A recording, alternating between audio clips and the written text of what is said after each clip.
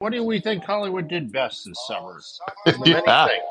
If you had to pick, Wow. if you had to pick one, what would be the? All right. There's a question for the public. Okay. Song. All right, I think we have a quorum. I Thank think you, Frank. so. Thank you, Frank. Jersey's finest. Um, so that was it. Summer 2025. We That's a we, wrap. we hardly knew Um, ye. Yes. I've seen some trades have said it's ridiculous to say this was a failure. It was I've seen a few of those mentions as well, Richard. it was even if not better than last year, which was considered a disaster. But It's not important last right now. last year's disaster is this year's runaway success. Yeah. Uh, Yeah.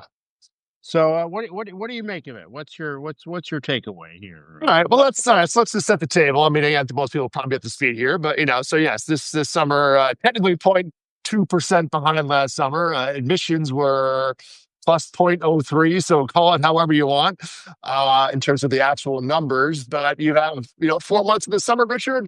Three of them were down versus last year. May was the only month that was up year over year. So again, and that May, as we all know, was a disaster last year, which is why we're even. But we have 2025, which 2024, you did have the strikes were a major factor. I'm not going to cut that out. And that was 2025. You're skating on thin ice, so that strikes an out excuse there. And you had your competitor was had a bum knee is what I wrote in the newsletter, and it's like, and you tied him. Yep. And if you go back to 2023, that was 4.1 million. This was 3.67 billion. Sorry, billion. So what comp you want there? I don't know. This myth out there that this was like, oh no, it was just a bad prediction at the start of the summer. That was the problem. I'm like, I don't know. That's the problem here, Richard. I saw one of the trades in its thing said it's totally unfair to compare it with last summer because last summer you had two giant hits. Exactly. Like, How dare they? What did they say making hits? I mean, no one Richard. no one said there was going to be hits this summer. Summer movie season? What are you talking about? Yes, exactly. And so for a year without runaway hits, it's great. Right, exactly. I mean, yes, it was very balanced in the non-hitdom, Richard. Nobody had a big hit, so therefore, it's great. If nobody has one, you all can't have one. Whatever that phrase is. Five movies over 200 million and five over 135 million, but not across 500 million. Only one across 400 million and two across 300 million. So this is all based on U.S. numbers here, which is what we're Right. talking about, not the global. You had a couple of films in F1 and Mission Impossible, which did very well, but most of their money was made, internationally. Those are both under $200 million grossers here in the US. So, yeah, it's not going to be a summer to remember.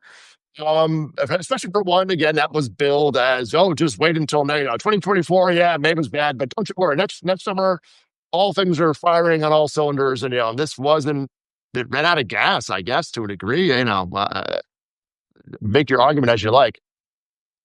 I mean, I think you have tired genres and franchises, and you have lack of depth too. You had so many Yeah. weekends where there was nothing opening or nothing Or big opening, and we just opening. Yeah. had what if we had 40% more at bats this season?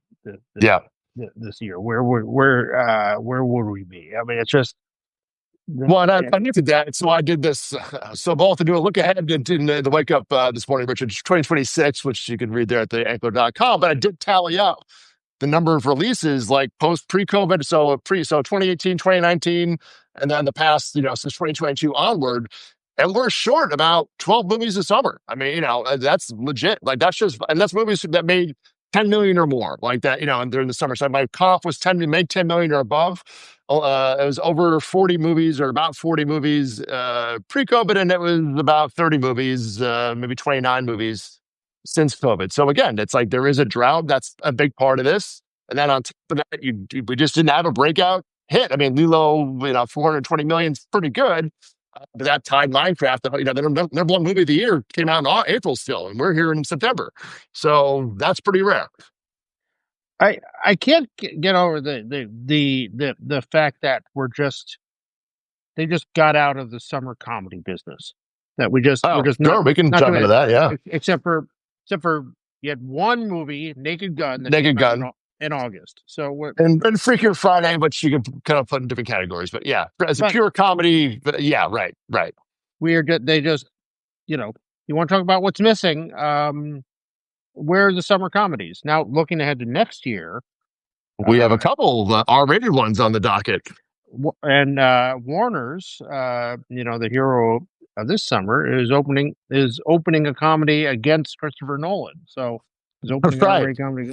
Yeah, with Jonah So Hill and Kristen yeah. Wiig, and So they have well, it's a legendary movie called Animal Friends with Ryan Reynolds and Jason Momoa, kind of a live action animated thing that's already that's kicking off summer on or well, the first weekend of May next summer. So they haven't they're back doing two, and one's legendary, obviously, but still they get but yeah, that would be this the studio of The Hangover, Richard Warner Brothers there. yeah, but when I look at the the shape of the whole this summer, just getting out of the comedy game, the summer comedy game just seems like such a huge Yeah. miss.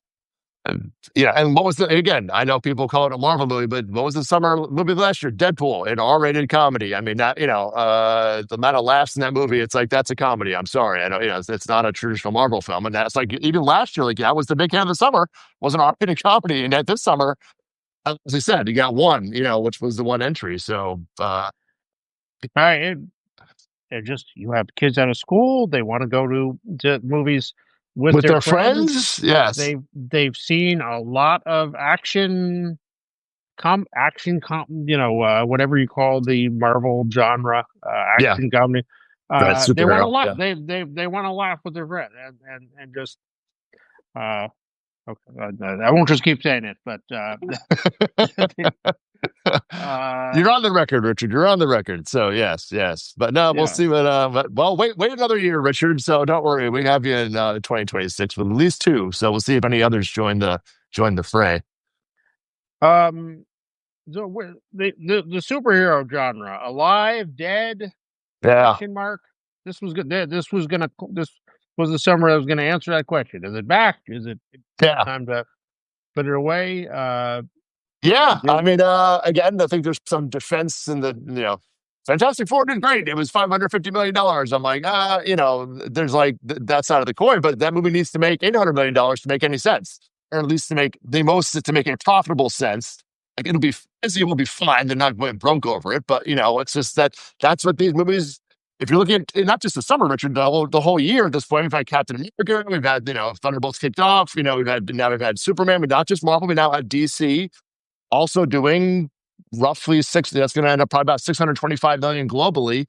These movies are not doing the 800 to a billion or a billion more, that they were doing before. Now you have the examples of this now, Richard. It's just, the case is hard to really like, well, we need some more evidence on this. And I'm like, I don't, Avengers is its own thing, and that's kind of the next big one. So call that as you like, but the one-off superhero movie, So if Marvel is a stock, mm, and this year it put out Captain America: Brave New World, Thunderbolts, and Fantastic Four, is yeah. that stock up or down from That February? stock is probably slightly down, if flat to slightly down, because of I don't.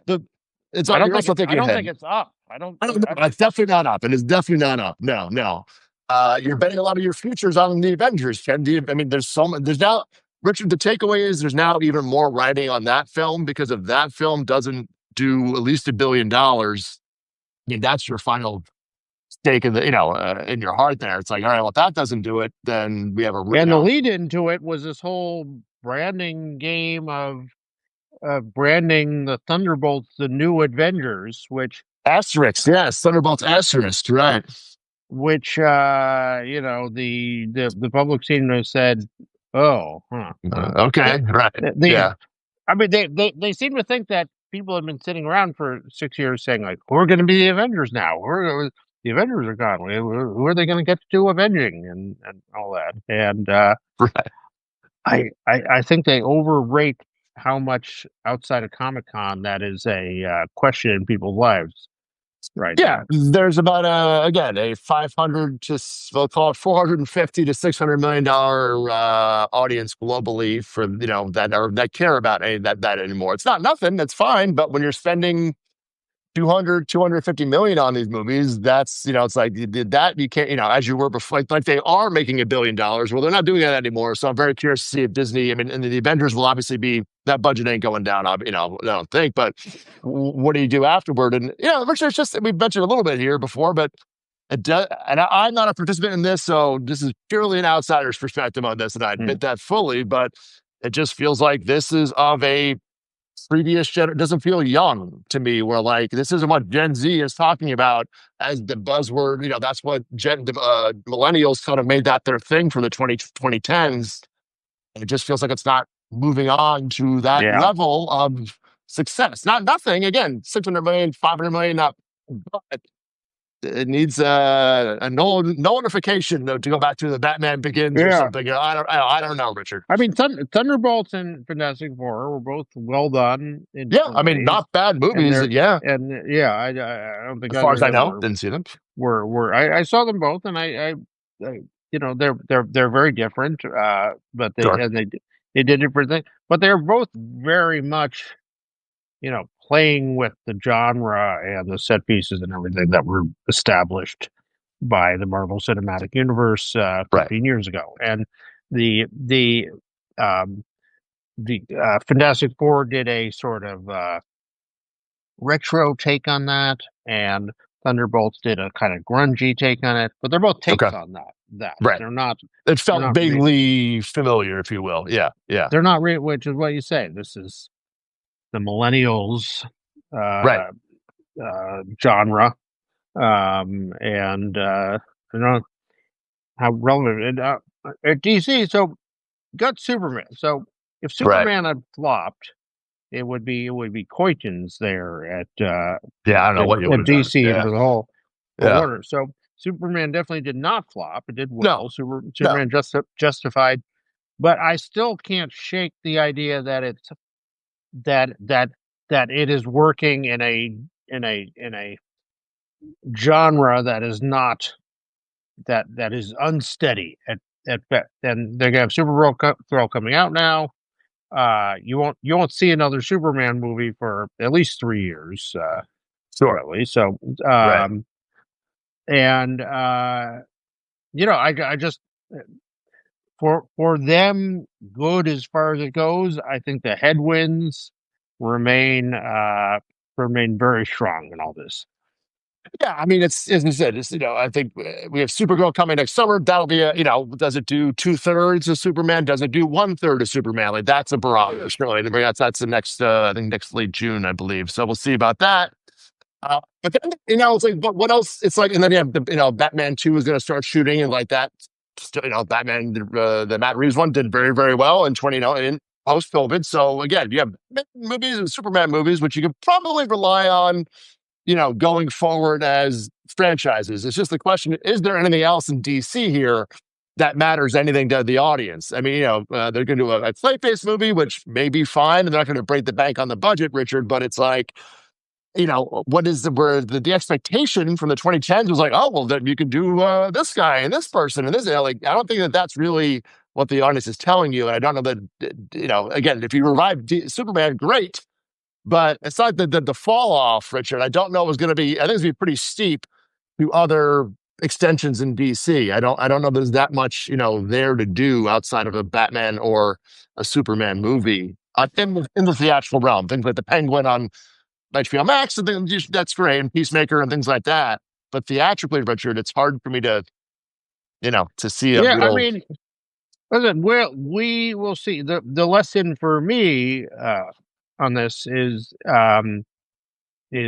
get a great filmmaker and let him Yeah, go, yeah, like they exactly. did with James Gunn, and like Marvel never really does. And that was a success story with the Batman Right. couple It was couple Matt years Reeves' back vision. It was also. his own universe. It didn't have to exist in these other things. And Matt Yeah, just do what you're gonna do, Matt, and let him cook. completely And And I think Gunn and Safran probably get that. I don't think that they're immune. James Gunn came out of that. So, he was one of the filmmakers entrusted with Guardians of the Yeah. Galaxy to make an original, bold film. So I would hope he maintains that. That's your best. It's not a guarantee of success, Richard, but I think it's your best shot, in that genre at this point, I mean, finding but you look success. at sooner or later you look at I mean, the closest Marvel came to doing that was with what do you call it? The depressing one they did a few years ago. Oh, the Eternals? The Eternals, yeah. Okay. Oh, close now. Yeah, I guess the I mean, depressing that was one. the closest to a singular filmmaker's voice of a very Okay. talented filmmaker, and you entrust filmmakers Yeah. every 3 or 4, you're going to get one of those. Yeah, it's part of Um, the territory for sure. No, it's a gamble. Yes, exactly yeah. right. But well, it's welcome movie business. That's it. So if DC is a stock, Yeah, where do you have it after this summer? I think and to your point, you bought stock, and then I think we were one of our March or February conversations. You're like, I'm buying low, and I think your stock is probably up. I don't think Yeah. tremendously so, but I would say it's DC has improved. It's again, dividend needs to do.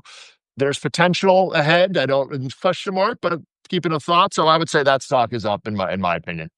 Yeah, I agree, slightly up. Because the slightly largely because of external factors.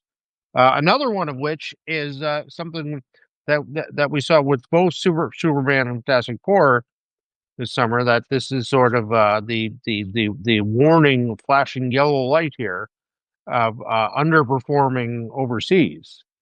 Just Uh, keeps flashing up here, Richard. Yeah, I mentioned it, and again, it's been more prevalent in August and maybe the past 4 to 6 weeks. But roundups every Sunday. It's like you type the same phrase over and over again, Richard. You're like, hey, I think something's going on here. Yeah, I don't. I'll be very curious. I think we do need more data. We'll see how the fall yeah, goes, but not great. yeah. I mean, and if it bears out that is something that's happening, Mhm. that's a big problem. Yeah, which to say the I least, mean, that's like considering the state of the business. Yeah. rewrite all your budgets and and uh, and consider the basis of all your movies there. If Yeah. that's the case. Yeah, your math is off. So yeah, and not even just as from again the comedy Freakier Friday and it's not just Superman. It's not just like it's America kind of movies or it's even I mean Caught Stealing just opened this Austin Butler movie didn't do very well, but again it did better in the U.S. than it did overseas. For the guy who played Elvis, I would think he would be marketable as Yeah. a star. But yeah, well so it's not like it's quarantine to one thing, Richard. And that's the thing that probably raises the flags the most. It's not like, it's just this one thing, one genre, or it's like, no, I can give you examples across a few different genres, which could, in the end, just be a few examples. But again, as we go into the fall, if we're still seeing this, I'm like, all right, you guys, this is as you said, a flashing light, that pick your color as to what color it might be. So, Yeah.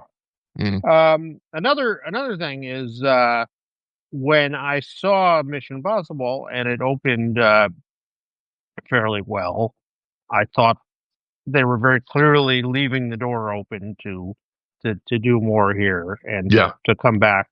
Now that we see the performance, I feel Okay, less sure of that. you're revisiting your take there that Paramount will let this go away for a while. Well, I mean, I think they have to count this as a disappointment. It came in right about the same as the last one, which was widely considered a disaster. Um, and I for whatever reason, I think I think this incarnation of this genre has run its course. It's after 8 movies, that's a really good course. It's a great run. Uh, Yeah, if you're taking over Paramount, yeah, Paramount had two major franchises going when David Ellison started talking with them, or a little before Transformers and Mission Impossible, right. With and Star Trek in the shop, but yeah, yeah, and Star Trek. So three major franchises, all of which are kind of on in yeah, Yeah, in the show. They're not hot. They're not Back hot. for I'll put it back that for way. repairs. Yeah. With that. Yeah, Star Trek's Uh, been sitting around for a while. They've been mostly in Paramount Plus for so long, and they've been doing so much on that platform with that for the hardcore fans. But theatrically, they've been trying for, how many projects did they start with? I got so doing a script and whatever, and we've still yeah, nothing's even being in production at this point. Transformers had the animated movie last year, which didn't do that they well. should Transformers they One, should and just make the Tarantino script. Like they oh really well, I should. think we'd all, yeah, no, look, I know, I don't know what the details are. I think we'd all love to see it. I've talked to people Uh, who've read it, and they say it's totally insane, and it's very much a Tarantino. It is completely a Tarantino movie, look, and I would go see a Star Trek movie if that was the case. So that you're getting me in the door, where I wouldn't probably go see one otherwise. So that maybe that. they just Listen, do it. It's something different. We'll be taking. I mean, Star Wars franchise has gotten Star Trek franchise has gotten so many different directions now. Like, at this point, with all those iterations, I can't think of it too precious about it. But yeah, and that mission. Look, I mean, I don't think Cruise is going to be, I don't know what the rights are with him, produce, I mean, he'll be a producer on it going forward. But also, these movies just need to cost less, Richard. These movies cost like they're the Avengers. And like these numbers don't, as you said, the box office is roughly 550, maybe $600 million global. Again, not terrible, but you got to make these movies for a lot less with a different star in 5 years, or I think it just goes away for a little while. To your point, I don't think it goes away for good. But I mean, it's a lot easier to do part 7 after part 6 was a big hit than it is to relaunch something. Oh, sure, yeah. Hold your breath and teach people like the relaunch of Captain America is object lesson there. Maybe it works out with your new star. Maybe it doesn't. Maybe people connect with it. Maybe they're just tired of it. I mean, yeah. Doing part 7 of a successful franchise is, exponentially less risky than Of launching course. something. But doing part with Tom Cruise is also like, yeah, that math ain't gonna. I can tell you right now that math ain't gonna work. So your options are a little, tied there. And for Paramount, through all its troubles the last 20 years, they had these two things, Mission Impossible and Transformers, that were just money machines. You can count on them. Yeah. Every summer, you're just gonna be turning in tons of cash. Yeah. And it was their Marvel, if you will, to an extent. Yeah. You don't have either of those. So now exactly. So, well, we have a new boss in town. Ellison will again, but roll his sleeves up, and I'm sure he has ideas and thoughts, and see what the team does. And he's obviously been involved with that franchise. He's not coming in cold on Mission Impossible either. So, just for the record, Skydance was a co-financier of those. So, I expect a Days of Thunder reboot announcement. Oh man, any minute now. All right, you killed me, Rushfield. This call. What else stands out to you about this summer? Well, I think we should, we need to mention our predictions, Richard. I'm just going to take the mic here. Actually, no, I'm sorry, we're out of time. No, thank you for joining us, everybody. Yes, thank you very much for my goals here, Richard. Check the show notes for predictions and stuff. No, go ahead, Richard. So what did we say? No, we honestly, I mean, our top 3 were, like this summer going into it, there was no real. I mean, we both said Lilo, and Jurassic were going to be the 2, and they were the 1 and 2s. It's about you and I were in a battle for number 3 with F1 and Superman. I had F1, you had Superman, and so I went. No. You have the F1 made a late surge across the finish line this weekend. So for marking it by the end of Labor Day, F1 made more money than Superman globally. So there you go, Richard. Sorry. Oh my. $2 million. $2 million. This is what our bet is. So that's very ironic.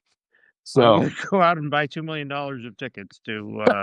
Yeah, somebody might have done that. I don't know if that's the case or not. And my surprise was the weapons, and my dud was Helio. So I think that was you had the Toxic Avenger as your possible surprise, so that didn't exactly pan out this weekend. So the Cineverse formula, Cineverse crowd did not really show up this weekend. Yeah. What? I not having seen it, I don't know exactly what went wrong, but we'll have to do the postmortem on that, but another time. But the Terrifier crowd did not show up. That's for sure. it grossed $1 million. Million five, yeah, So which yeah. is not generally considered a Not a smash great opening. number on I think it was 2000 screen. So yeah, that's not the math doesn't work out. So yeah. Anyway, so I we will be back for the holiday movies. You can redeem yourself, and if you're Richard, when we do the holiday movies at the end of the year. So we'll give you another shot there. Yeah. But I mean, you really did not have a sleep other than weapons. I mean, weapons is really the only sleeper surprise of the summer, like remotely even. yeah, it's hard to even.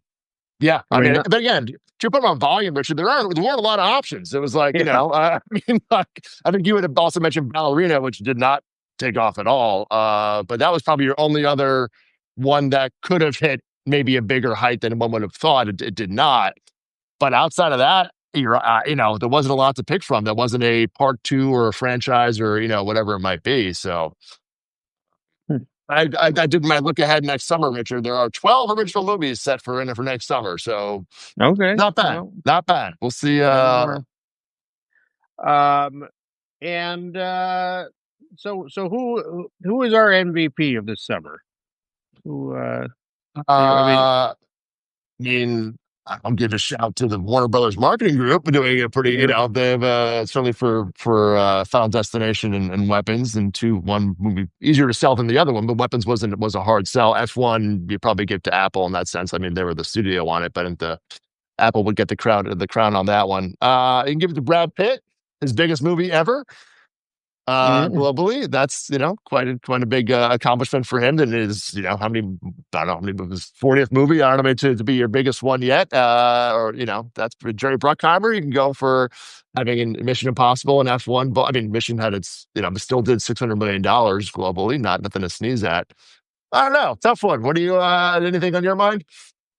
yeah. I other than David Zaslav, I didn't say I'm not David sure. I mean, Zaslav. I said marketing group and Warner Brothers. yeah. I mean, Universal had two big franchises and got them off. How to Train Your Dragon and Jurassic World, and How to Train Your Dragon. We should mention back. That's a good point. That movie actually did very, very well. Kudos to yeah. Universal on that. Megan just was still Megan's the most baffling movie of the summer to me. Still, it's still that's a case study in another direction. But yeah.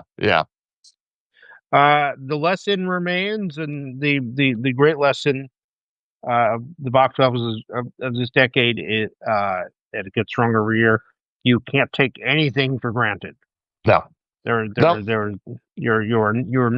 You you can never sleepwalk into a hit anymore like that, No. or you can never sleepwalk into a so-so uh, response. Like Yeah. Every you have campaign needs to earn it. Yeah. yeah every Yeah. movie needs a project. So it's there we go. But Hope the volume September's returns, here. and we'll see. September's here, and September soon. embarrassment of riches. We're gonna have so many movies to choose from, right?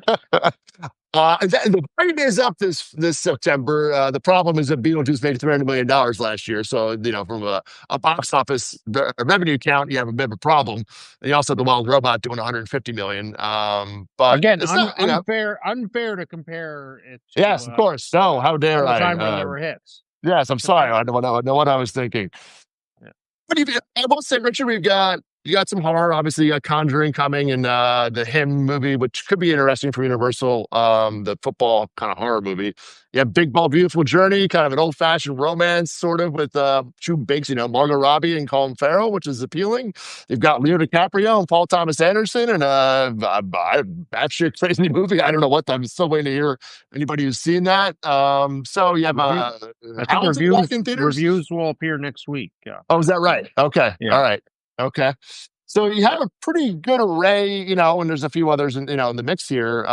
Downton Abbey. So I mean, in terms of movies for different genres, right? Again, no comedies. But outside of that, a pretty diverse group of movies for different kinds of moviegoer. And then the prestige stuff starts to roll, probably more in October, I guess, for the limited release Oscar stuff. But so not bad, some for everybody through the weeks there. But the box office total will be challenged to meet last year. And I think, well, by the end of September, there's a pretty good shot that the box office is overall for the year it's plus 4% right now. That could probably be flat or a little bit down by the end of September. Again, at the end of the year with Zootopia and Wicked and stuff will save it. But you're going to TIFF also, we should mention this weekend. Heading to Toronto. If you see me there, say hello. Love to see you all. We'll see the third festival of the stool of Oscar race kickoff. Yes, stool of prestige, Richard. Yes, exactly. Yeah, between Venice, the Telluride, and now TIFF. Yeah. Which so TIFF, there's about 4 or 5 films that everyone's really excited to see. Yeah, what do you got at TIFF? And they're all scheduled at the same time on Saturday night. So what are you choosing? What are you choosing? So I really want to see the new Knives Out film because I'm a big fan of that franchise. But I'm not. It is 3 hours long. That one got me. Oof. So that might be tough. There's also Roofman with Channing Tatum. Kirsten Dunst. I'm definitely going to try to see that. There's Rental Family. Brendan Fraser, from Searchlight, that sounds great. There's Hamnet by the aforementioned Chloe Zhao, and there's a bunch of midnight movies I'm really excited. Oh, those are your favorites. That was your The Substance last year. Last year was The Substance. Every year they have something that breaks out. Their opening night midnight movie has already got very good buzz. It's called Nirvana, the movie, the concert, or something like that, about people who tried to bring Nirvana to a concert in Canada. I'm probably getting that wrong, but the buzz on that from people who have seen it is fantastic. So I'm excited for that, and we'll see if we can find another Substance there. Yeah, it's always the midnight showings usually deliver something interesting, at least whether it be that level of phenomenon, we'll see. But not bad. Not bad of a lineup there, all the things you just mentioned. So, and there's plenty of other stuff going on during the weekend too. So I'm excited for the fall. There's a lot of things I want to see, Richard. So still something still to premiere. So keeping a good thought for a good Oscar season last year. I know you were very down on the Oscar pool last year, so I think this year there's some promising things. We'll see. I mean, this year I'm not under any illusions that anything that looks like a winning film from pre-2017 is going to win ever again. So I'm not. Last year I still held on to but in the end, The King's Speech or Green Book, those sorts of movies win. And I don't think it's going to be that ever again. Famous last word, but I think the body has officially changed to a degree that matters enough. This is the Independent Spirit Awards, period. Oh, okay. And you can argue about whether that's a good direction for them. Okay. I don't think so. Oh, but that is where they are. Anyway, well, all right, fair enough. That's for another time in the fall. Anyway, if you mentioned this weekend, give them a shout out up at TIFF. So that's the main takeaway there. I'll await my big award, Richard, for the Summer Movie Champion. But you can get me something from maybe smash some Tim Hortons from Canada. There you go. That'll be my prize. Absolutely. I'll bring back poutine for everyone next week. Poutine for everybody next week. So tune in. Richard will be back on Monday next week. We'll be here to join us on Monday. I'll be joining you from Toronto. Okay. On Monday. So Richard with a Canadian accent, everybody. Make sure you come back next Monday. You can catch if you join late. This conversation is repost.